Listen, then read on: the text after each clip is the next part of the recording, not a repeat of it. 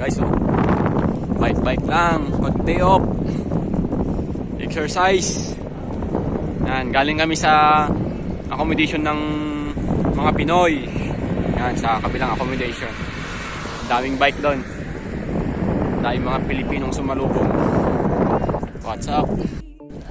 Yan, yung aming company pinagtatrabuhan. Denso.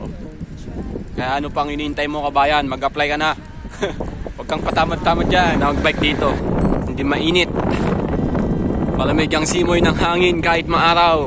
Ayan, company din yan. Gusto mag-apply dyan, papunta dito sa Hungary. Guys, ito mga Pinoy nating makakasalubong kung galing mag-grocery. Yan sila, oh. Kabayan! Ito guys, meron pang isa. Ayan, si pare.